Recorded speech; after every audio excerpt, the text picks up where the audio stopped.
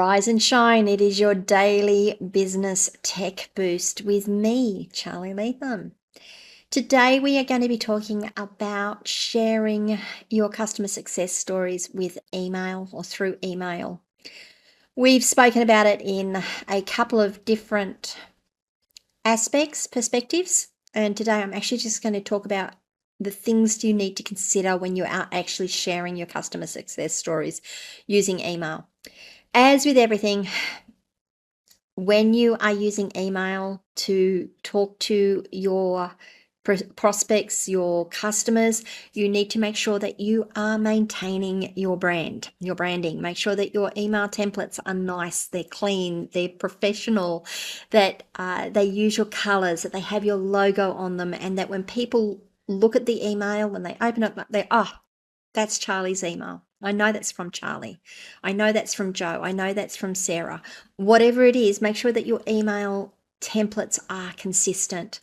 That is one of the most beneficial things that you can do. I am going to be talking about email templates tomorrow, of course. Well, no, not of course, you didn't know that. I am telling you that now. But I really wanted to say that when you come down to doing your sharing your customer success stories, make sure that you have consistent branding across the board. What are the things that you can do to share your customer success stories and hopefully get that message out effectively to your subscribers? Well, showcase real results.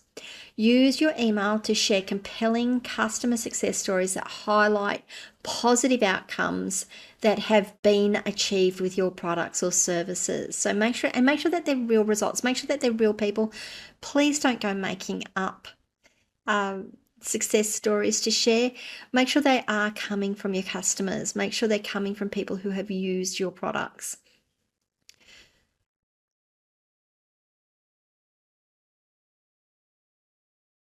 You can feature a variety of stories with your emails. So it's not just success stories that you're sharing, and it's not just success stories from one or two clients. Make sure you can get them from and it's going to be let me just slow down and just redo that whole section there. You need different customer segments when you are sharing your success stories, and you need more than one or two customers.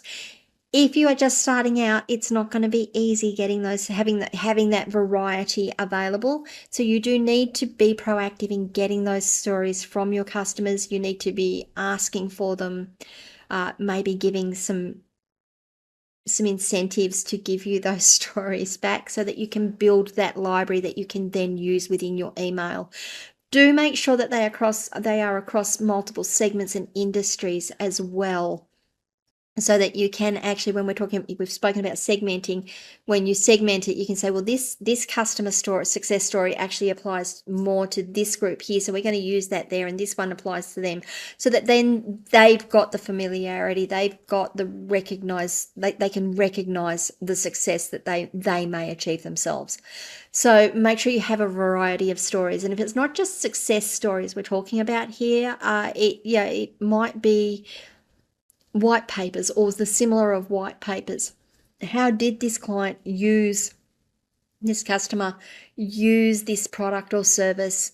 How did it improve their business? So it's not, customer success stories could be short, white papers can be a bit longer, but make sure you're using a variety of stories across the segments and industries. Make sure you're including testimonials, direct quotes and testimonials from the featured customer to add authenticity and credibility to the story. So yes, write the story. They might give you their story. You might rewrite it so that it reads a little better, but make sure you've got their quotes. Make sure you've got their words, that it's coming through in their voice as well, so that people can relate to it. Include visual elements as well. So photos, videos, infographics to make the success story more engaging and visually appealing. Remember, very few people will read walls of text. I do know people that will only read walls of text. You put a photo in it, we're not interested. We just want just the facts, thanks, ma'am. But most people I know, they went, oh, pretty picture. What does that picture relate to? Let me go and read the text. So the picture draws their attention, and then they go and read the text. Why? Why do we want to be doing this? Why do we want to be sharing our customer success stories in email? Well, we want to be building social proof to begin with. I have said previously, and I will say again, that people don't want to feel that they are alone in making a decision. Particularly when it comes to buying something or particularly when it comes to buying something, they want to know that other people have purchased the product or service that they're purchasing, and that other people have achieved success or have achieved, it's been a good experience for them. So building that social proof is important, and by sharing your customer success stories, you are natively going to be building that social proof. The other thing it will do, and it's not the only other thing it will do, but the other thing it will do is inspire action. Success stories will provide that relatable example that can inspire recipients to take action, especially when they see themselves in the story. And that comes back to being able to feature stories that are relevant to a particular product or a particular segment or a particular customer type. So customer success stories in email are really important.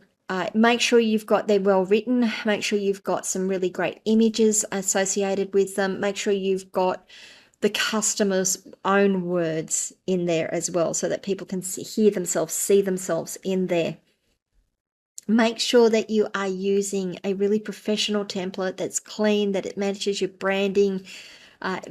It's all got to come together at this point to say, this is our brand, here's our customers, aren't they wonderful customers, and look at the success they're achieving by using our products or services. You can do that via email. You can set them up to drip out. You can have a series of them set up to drip out. You might get a new one in and add that into your sequence, so that you just extend the sequence another email, another 7 days, another 10 days, whatever it is your email sequence is going out. All right, guys, what do you think? Do you have customer success stories? Are you gathering them? Are you sharing them via email to your subscriber list, or does your subscriber list languish a little while you're dealing with social media and all the other things that we as business owners have to deal with? I'd love to know. Please leave your comments below wherever you are watching or listening to this video. Please remember, if you can, to like this video, subscribe to the channel, and ring the notification bell so you find out when I drop more content. And if you want to have a conversation, come across to my locals community, askcharlyleetham.locals.com. You can join the conversation there, or you can send me a DM on our social media networks and I will respond to you and we can have a conversation there. I'd love to talk to you. Until tomorrow, I hope you have a fantastic and successful day. Tomorrow, we are going to be talking about email templates and why they're important for consistency. Talk to you tomorrow, guys. Bye.